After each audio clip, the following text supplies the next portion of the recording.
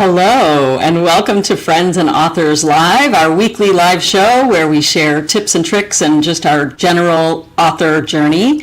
I am Rosalinda Roman with my co-host and friend, A.K. Vyas, also known as Ash to his friends. And hi, I'm checking in from Tucson, Arizona. Hello there, and a happy belated Mother's Day. Thank you. Thank you. That's actually why I'm here. My whole family, all three of my kids, and my husband and I are here in Tucson for an extended Mother's Day weekend, which has been fantastic. Very cool. Yeah, and it was good timing too, because I had just done the book launch a week ago, and I needed some downtime, and it was a totally last minute thing that we were able to all come together here in Tucson. I spent the morning hiking up in, I don't know if you've ever been to Tucson, but it is amazing. And they have the Catalina State Park and then just the Catalina foothills. You can go hiking, and I saw quail and lots of saguaros, and just, it was a really nice way to start the day. So, yeah.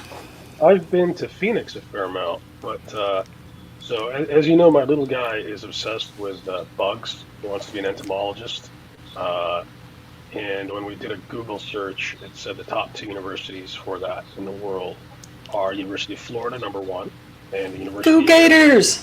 And University of Arizona, number two. So he's like, do we know anybody there? I'm like, we actually know Rosalinda and Ziva. I'm sure by the time you're ready for college, that we could get a pretty good download of. Get a good idea, yeah. Well, they definitely have unique bugs here. You know, this is the home of the scorpions and, just different bugs that you don't see anywhere else. But it's a really special place. When I had never been to Tucson until I was an adult, and when I first came here, I'm like, it just felt like a different world. The topography, the foliage, and the flora and fauna are like something you would see in a Dr. Seuss book, which I love. And by the way, we're doing this a little earlier. We had to pre-record because I have an obligation at our normal live time. And I noticed you've got a little light still coming in from the window.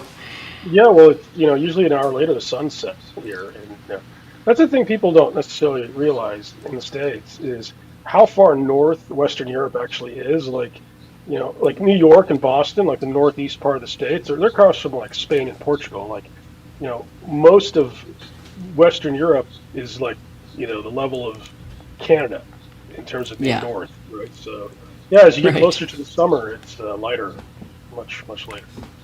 It's very, very different kind of sunshine than we have right here in Tucson. All right, so let's get crack-a-lackin'. We got stuff to talk about. You've had a very busy time. I had my book launch, which was really great. My first book, Death Wounds, went to number one on the Hispanic American Literature Amazon bestseller list and women's crime fiction, and it made it up to number 3 in conspiracy thrillers. So that was awesome. And then the fifth book, which is the final one in the series that came out last week, it went all the way up to number 1. They put it as, Amazon actually kind of gave me a little boost because they put it as a hot new release, number 1 hot new release. So that was kind of cool. I didn't expect that.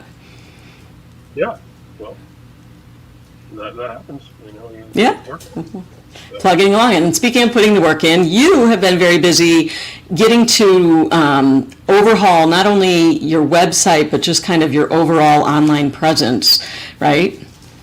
Yeah, so, our tech wizard, Danny King, lives here in Cologne, Germany, as I do, and he and his family are headed back to the States for good in about a month and a half. So while we have him here, he's helping me try to optimize a lot of stuff for GEO to try to make the business more profitable, show up more in searches, that sort of thing. And so, I've kind of been focused on that. And, while he's here, because, he can work on it and he can show me how to do stuff. And then, I'm leaving tomorrow for Munich for a week for a business trip. So hopefully catch up on some writing on the trains, right? We'll see. That would be good. I know your readers are dying for anything you will write, so that's awesome. So let's look at some of. Are you willing to take a look at some of the stuff that you and Danny have been working on? Sure, I can. But first, I just kind of wanted to put something into perspective you know, just something that I've been thinking of, and I was reminded of this weekend. I just wanted people to realize, whether they're authors, that this is the perception is this is such an easy, wonderful business, and you get to sit on your couch in your pajamas and write books, and you make money, and everything's good. There are aspects to freedom and things like that kind of thing, but it's actually in a lot of ways a very blue collar, competitive, tough industry. I mean, you're basically writing stories, and you're basically running a business, right? And so I just Yeah. kind of wanted to remind people a bit of perspective as to what the landscape is like in general. And so uh, Do you want me yeah, to pull up that slide? yeah, yeah. Okay. Okay. Yeah. So this was something put out a while back by a very prominent author and mentor that has worked with both of us, uh, and from Alaska, and he was also trying to make let people be grounded in terms of their expectations and know what's going on. For example, if you, I use Facebook for Facebook ads, but other than that, I really try to be on social media as little as possible, uh, because in some ways it's not the real world, right? Everyone puts their best Right. foot forward, and everyone sees the parties and the accomplishments and the achievements. They don't show the bad week where your boss was horrible, the kid was sick, and all these things usually, right? Right. And to a certain extent, you see that too in author sites. Substack is primarily an author site, that sort of thing. So just want to set expectations for folks who are having difficulty or early in their process. Uh, this is a lot of work, and it takes time. For example, the two main things that I wanted to point out here um, was 79% of books sell less than 100 copies in the entire lifetime. Wow. That's over here. Yeah, that's crazy. The long tail. A large percentage of books, approximately 79%, sell fewer than 100 copies over their lifetime. Wow. And most books don't sell. The first year is supposed to be the hot year where it's being pushed, whether it's trad with a big publisher behind you, or Hmm. most books don't sell more than 500 copies. And even in the trad world, like if they give you a standard advance, you have to sell about twice as many books there, about 1,000 books to 500, depending on the price, for them to make their money on it as well. So when folks That are really does. That really puts it in perspective, doesn't it? It really does. So, as an indie, you have the luxury of time because no one can take your book off the shelf after 6 months and say it's not going to work. And that was the case for me. The Eagle Feather, which is my best-selling book, I'd written it just for friends and family. I had no idea how to market it. I just wanted to leave something for my little kid to read someday. And then, obviously, we met folks in the 20 books group, and they taught me how to market. And a year and a half later, it's my biggest earning book series, right? So I don't think a trad publisher would have given me the luxury of that time, space, and runway to get to where it was, right? So that was Yeah, the that's a thing. really good point, and I'm so glad you're bringing this up because my book launch, as book launches go, I just mentioned it did really well. It's still like a disappointment because it's not thousands of books, it's hundreds of. I mean, I had thousands of copies go out, but that was for free. But the paid version of which books are going out, it's within sometimes dozens, sometimes 100, but it's not thousands like you dream of, I think. And so it's really helpful to hear you say that, having been there, and you're the veteran here, so you've seen how this goes. And yeah, I think there's kind of this misnomer that it's like a big flash in the pan and you're going to have this big sparkly launch, and that's not really how it goes. It does go like that for some people. Some people strike white lightning the first book. It does happen, but it's hard to count on. There is proven methodology of, and I'm sure you're sick of me repeating this to you, but write good books, learn to market well. That's all you need. Yeah. You don't need to write a perfect book. You don't need to write an excellent book. You can't write a bad book. You need to write a Yeah. good book and learn how to market well. And Yeah. that's how you can do this full time, right? Yeah, But yeah. Just looking at this, it's really interesting, talking about that percentage that doesn't, sell more than, what does it say? Over 95% of books sell fewer than 1,000 copies. And that's, and over here it says, for self-published authors, the average is much lower, often cited as fewer than 250 copies in a lifetime. yeah, I saw a statistic somewhere recently that said if you are grossing over $2,500 a month as an author, you're in the top 1 or 2% of all Wow. authors. That's Right? amazing. So just for folks who are early on and struggling, I was there. I didn't make any money for years, and I still wouldn't have made any money had it not been for a fortuitous meeting with Steve Higgs at Amsterdam the night before a conference. Right. So I just wanted to give folks some perspective, depending on where they are, because there are people out there who would look at me and say, "Oh, well, he's making money and he's on the cusp of doing this full time, and I could aspire to that." And then I look at people who are 7, 8-figure authors and think, "Oh, I'm just a tadpole in a big ocean, compared Right. to some of our friends." Right. So it's Right. I hope to shed a bit of perspective for folks on That's what this can be like. That's excellent. And it's also excellent that even in that sentence you mentioned that there are people that are making, 6, 7, 8 figures. So it is possible. And I think that, not to just poo-poo it and say, well, we're indies and we can't. We know personally independent authors who are making excellent living at this. So don't give up.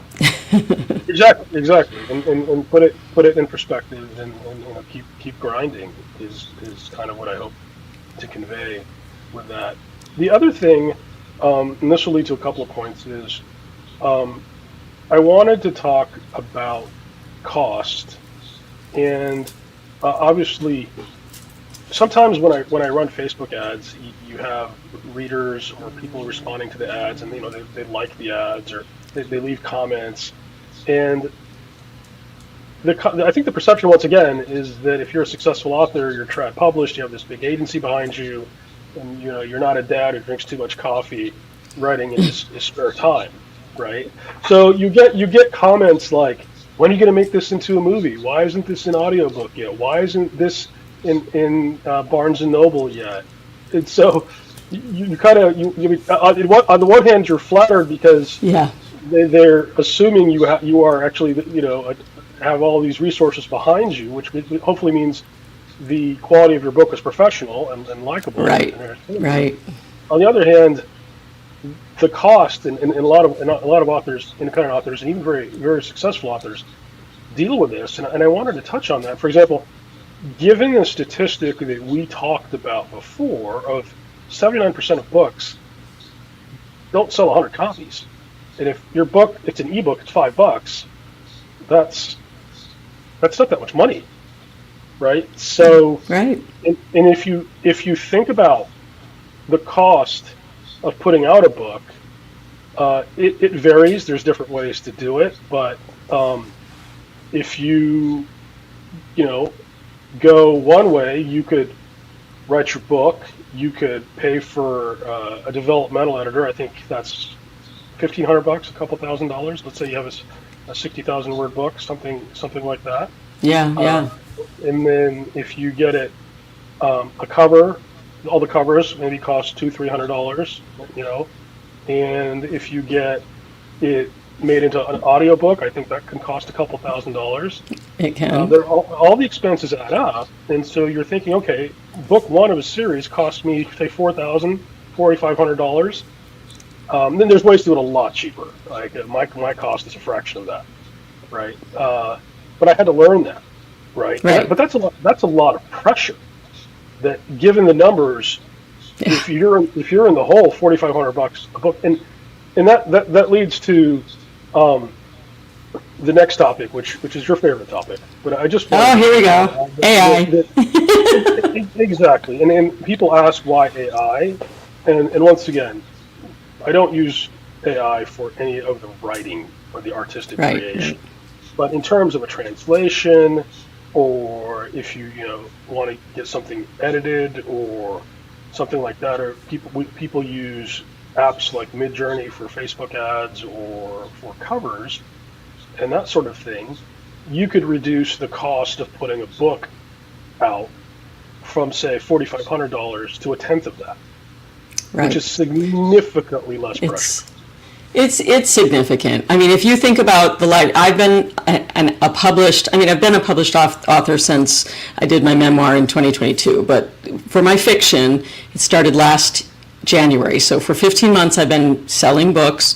I have 5 published books in the series, and I haven't made what you just said, $4,000. I've made maybe half that in my whole lifetime of my series. And so can you imagine, and that's me writing 5 books, if it's somebody's first book and they're just getting known, and I have a certain amount of recognition because I was in broadcasting and I have some of my own followers, so that there's something to be said for that. But like, in the end, yeah, it's very discouraging, and I can see why, if you can find a way to bring that cost down so that you actually can make a living. I can't begrudge someone that. That's the difference between becoming an author who makes a living writing and being an author who's constantly just writing and going deeper in the hole. And nobody wants to do that. Well, I think it also depends on the transition, because most of our successful indie author friends didn't start out simply as writers. A few did, but most had other jobs, and it was a hobby that they built the side business until it became their primary business, right? Right. And so the cost aspect of it was definitely. And the other thing is, I absolutely believe it boils down to write a good book and learn to market well. You don't know which of your series is going to take off. If you do it long enough, you will have success if you persevere, because you'll get better at writing and you'll learn your genre and you'll learn your tropes and you'll learn all these things. But for example, if I think of 3 of our friends who are 6- and 7-figure authors, one of them, it was her 3rd or 4th series that's finally making money. Another very prominent author, if you look at his first series, it was not well received at all. And so part of this is, yes, you have to be an artist, you have to be creative. You also have to have a thick skin, because you're going to put yourself out there, and it literally could be your 3rd or 4th series. And some people, and it's very logical, so I wrote these 4 books, I haven't made any money, so I'm going to write another 4 in tell another story. And Right. the folks who persevere, at some point, maybe they get lucky, and it was their first book, or maybe there was one lady we met at 20 Books in Vegas. Now this I don't think I could have done, but she wrote 50 books and made no money. Yeah. And now I know. At what point do you say to yourself, okay, I wrote, like, I would say probably 10 to me. Can you imagine? And just say, at that point, I'm going to go get a job and do something different, because obviously I'm not a good writer. But like you're saying, that's obviously not true. It's not necessarily, they don't necessarily correlate. No. So once again, that's where the cost aspect might be able to keep you in the game longer, maybe more shots on goal, right? If you can do that. So then the other thing, and I'm actually really happy to talk to you, because you're a very high character, moral person. So I have a bit of a conundrum. I don't know how to think about something, so I obviously value your opinion on this. So once again, it has to do with your favorite topic, AI, right? So I'm going to give you 2 things that I've come across in the past week. Okay. On different ends of the spectrum when it comes to AI. Okay. The first, and both of these things really annoy me, and I'm trying to figure out, do I have a right to be annoyed here, or should I just get off my high horse? Right? Because for the most part, you know me, I'm a laissez-faire, capitalist, free markets kind of guy. Right? So right. If I'm annoyed by something, like, I don't know, maybe I'm just kind of a fuddy-duddy these days. But no, Unlikely. So Because I you're wanted one of the to- first to adopt things. You're very, you're willing to be cutting edge. You're trying new things. So I don't. My guess is no, but I'm all ears. I'm just curious as to what you think. Okay, first one end of the spectrum. So we have a mutual author friend who is, I'm not the cutting edge of anything. He's the cutting edge of video ads for Facebook, TikTok to sell books. Yeah. And he is not only a talented author, he's an incredibly generous person because he's developed this methodology with marketing with video, book ads with video, that's made him six figures over the past 3 years. He's a six-figure author because of his skill at marketing with videos. And he's openly shared this at conferences, and he's shared it with his friends. I send him a message on WhatsApp, and he responds immediately with a question I want answered. He's just a very generous guy. Person. Yeah. Yeah, and he's very open about the fact that, once again, talking to the cost thing, he doesn't have a Hollywood studio behind him. If he wants to make a 30-second video ad for one of his books, he uses AI. He uses one of the engines and one of the illustrators and that sort of thing. So he put out a series of ads for his book series that were spectacular, like 30-second video ads that looked like a Hollywood studio animated them. And he got all sorts of negative feedback and snarky comments from what I call the reptilian brain of humanity collectively, which is, the Facebook comment section or TikTok, etc. Who were saying, well, if you use, this is clearly AI for your marketing videos, so clearly your books are written by AI as well. Right. Which is interesting. Which is harsh, right? Mm-hmm. And it's not just harsh; it's ignorant. Yeah. And that's, I think, I try not to use AI at all. I now use, my husband makes our Facebook ads and uses Midjourney, and my son gets so upset. He's like, why don't you just let me draw it? Or something, like in his mind, why are we using AI when everything else, I don't use it? So I wrestle with this all the time. And the reality is, when you are an author and you are writing your books and creating your books yourself, and then it's a different thing to try to get people to discover your books. And that's the tricky part. And so if he's doing all of these things for the author community, trying to support other authors and writing his own books, using that, like, who am I to say you can't do that? And the other thing too is, if you can definitively prove that you wrote the books, because ChatGPT went public in November of 2022.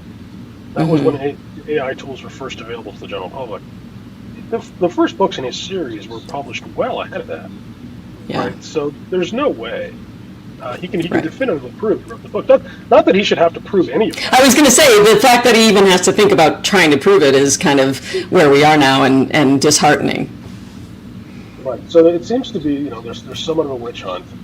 So that bothered me. Is I'm not a complete proponent of AI by any stretch of the imagination. However, that bothered me that he had to deal with that. So that leads me to my second question, which is actually, now I'm going to come back on your side of the fence. Okay. So, as an indie author, as you know, you're running your own business, right? So some of the things the topics I bring up and I talk about, I do research them. I try to read everything I can get my hands on about what's cutting edge or what's going on, or how folks are marketing or reading, or better techniques to tell a better story. I do listen to podcasts just to try to improve my craft. This is going to become my full-time profession, right? Right. So I think where I'm at on AI right now is, as you said, it's a tool that authors can use to help. But where I think I draw the line is deliberate deception. Right? And by that I mean, if you're in a business where you are misleading your customers, knowingly, for me that's a red line, right? Yeah, for sure. Personally, right? So, but it doesn't even have to be some horrible, nefarious type of thing. And this is really what I want your opinion on. So I'm irritated by something, and I want your opinion on it. Okay. So Okay. there's a indie author podcast that I was listening to earlier this week, and it's somewhat similar to our format in that they have a female and a male host, and they discuss pertinent topics for the indie author community and that sort of thing. Okay, and the Okay. content is actually pretty spot on and useful in my opinion. So the topic was getting through a kind of a writing rut, like a writer's block, that sort of thing, Okay. and techniques for getting through that, which is an interesting topic because it's something Yeah. that we absolutely face. Halfway through the project, your mind just goes blank and you don't know what to write next, Yeah. right? So an interesting. I literally, yeah, like what do you do? Like I have a yoga trapeze, which is this funky sling in the door, and I hang upside down, and I like you got to move your body, or you got to do something like that. For me, Yeah, I'd probably kill myself trying to do that, but probably. we could talk about that in the future. I'll have to show a picture of that one of these days. I don't think anyone wants to see me on a yoga trapeze, but so okay, so there's a guy and a girl on this podcast, right? Okay. And so I'm going to share with you some comments that they made, okay? Okay. And you're going to be like, so what, Ash, right? Okay. So the guy says that you know that frustrating feeling when you're halfway through a project and your mind just goes blank and you're just kind of like staring at the screen. And Yeah. the girl, the lady, responds, of course, I've been there. And so then he suggests, Yeah. well, we can do the standard kinds of things. We can do yoga. We can go for a walk. We can have some coffee. And then she responds, yes, but not all those things work, especially coffee, because when I drink coffee, I get jittery. Okay. Which is reasonable, Yeah. right? Okay. For sure. And then they talked about interns and how AI is potentially like a really industrious but clueless intern, and they laughed about all of these things. Okay. So these are all reasonable comments, and those Yeah. of us who write for a living, artistic folks, can relate to this, right? Because I think that's kind of why you listen to a podcast, is people have different levels of experiences, but you want to learn someone's perspective. I want to learn Rosalinda's perspective. Maybe someone's interested in my perspective, my views, Right. my experience, sort of thing. Here's the thing. They're not human beings. What? It's an AI hosted podcast. Both the male and female hosts of the podcast are AI. Stop it. Really? Yes. And I'm Talking about irritated. like drinking coffee. So I'm like, wait a minute. You're not drinking coffee. You're not even breathing. You're not even human. You are Ash! Stop. impersonating human being authors talk about the process of writing, and the points you're making are reasonable, but wasn't it? They're reasonable for human beings who have lived it, who have lived experiences in bodies. I'm irritated by this. Like, as you know, I kind of think of myself as a Texan abroad, and I live in Germany, and you can't get good Mexican food here. I'm spoiled. It's not like it's New Mexico or San Antonio. And so if a guy gets on a podcast, because I'm always looking at cooking podcasts, he's talking about, Yeah. hey, well, this is how you make green chili enchiladas. This, add this, and this is how it tastes. I'm all ears. But then if I find out, wait, you've never had a green chili enchilada. You've actually never had enchilada. You've even not got a breath of oxygen. You are a bot impersonating a human being. And if they said at the beginning of the show, by the way, our hosts are AI generated. Yeah, Then yeah. it'd totally be fine. But now it's to the point where this is actually an interesting podcast in terms of content, but I'm so irritated by this that I don't want to listen to it anymore because I feel like, was I deceived? I don't know. Well, yeah, I would say. I mean, okay. One of my core fundamental principles that I believe matters and will change the world if we all did this is give credit where credit is due and seek consent every time, right? Credit where credit is due. Where this fits in is you have to say, it's fine. Somebody wants to have a show with AI hosts, then they should say every show, by the way, this is an AI hosted podcast. That's it. And then it's my choice as the consumer to do what I want with it, right? I want to watch it. I don't want to watch it. I want to, I want to laugh at the fact that they don't have bodies, but they're pretending to drink coffee. Like, that's up to me. But you take away my right to decide if you don't clearly label it and identify what we're looking at. Well, here's the thing. If you actually look at the names of the hosts, they're kind of a play on words. Oh, you are could they? kind of infer after the fact that it wasn't obvious to me, and maybe I'm just an idiot, but Okay. that it was AI. But then once you figured it out, So do they look like people? no, there's no video. Oh, it's audio. Okay. Audio Okay. only. It's audio only. Wow. So- wow, Ash, that's crazy. And for those of you who are worried, I can vouch that Rosalinda is a real person. I've done writing sprints with her at 6 in the morning. I brought him green chili, so that means I'm real. I had a whiskey And with that her. I've actually tasted with my real body. I've had whiskeys with her husband, and I've played beach Yeah. volleyball with her kids. She's a Yeah. real person and a real author, and not my colleague here is not a bot impersonating a female author. That's hilarious, Ash. You crack me up. Well, I mean, ultimately, because I have said for a long time that part of why I really enjoy live streaming and why I think it matters that we are having a video presence now is to confirm that we're real and we're not an AI bot. But I kind of said that almost facetiously. I didn't realize that literally our competition is is not real humans.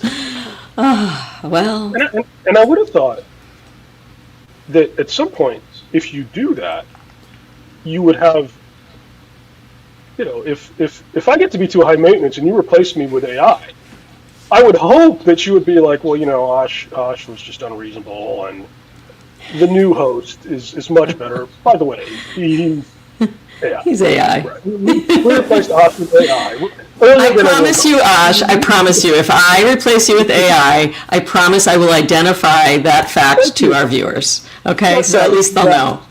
Well, and you know what it makes me think, it actually makes me think of when I was in broadcasting, you would be plugging along, anchoring a show, and the viewers loved you, the ratings were good, and then all of a sudden, management changed their mind, they were going for the new flavor of the month or whatever, and they would bring in a new anchor, and they would never say what happened to the previous one. They would never say, did she die? Did she, just get canned? What happened? And it just was so off-putting and upsetting because you get comfortable with what you think and then all of a sudden it changes, which I understand. Life is about change, so I can't, but it does make you think okay, but don't you think that the people that are watching, I like to treat people that are watching, that are taking the time to watch my show or taking the time to read my books, I like to believe that they are intelligent beings like we are, and they want to be treated with respect. And for me, it is disrespectful to not be clear about what I'm really up to, what I'm doing. I'm not saying you have to know all my business, but I'm saying, let's give some disclosure and be upfront. And to be fair, the cost aspects I was talking about earlier, it's probably it's probably a lot cheaper to use AI hosts. And also, to be fair, I mean, you're a professional broadcaster, and for whatever reason, people tolerate me. But it's hard for some people who are introverts who don't want to be doing a podcast. I get all that. Yeah. But I'm just irritated because it wasn't declared. Right. And That's it. they're That's it. impersonating human beings, right? So That's it. It's the lack of disclosure, period. I think that's the main thing. Oh, well, we're going to have to continue this conversation at another time. I think that's fascinating. I'm glad you brought it up. I'm especially glad you brought it up, because then we can take this opportunity to be very clear that we are real humans, and we hope you'll continue watching our Real Human show, Friends and Authors Live. It's every Tuesday, and we're not perfect. We'll make mistakes. We'll say ums and ahs. We won't cut out all the imperfect parts, but we'll be honest, at least, I think. I'd like to believe, don't you think, Ash? Well, you talked about beings. We are beings. With bodies. With bodies. For better or worse. Right, exactly. I love it. Who write books. All right, well, everyone check in again next week. Put comments in there when you're here live with us, because we can always see them in the studio, and we appreciate you being here. Let us know what you think. I mean, do you have any problem with a show that does not tell you that they're AI? I mean, maybe it's not a big deal. Maybe we're overreacting. I'd love to hear your thoughts. Absolutely. All right, everyone. Until next week, this is Friends and Authors Live with A.K. Vias, and I'm Rosalinda Roman. We'll see you next week. Bye. Maybe. I don't know how to...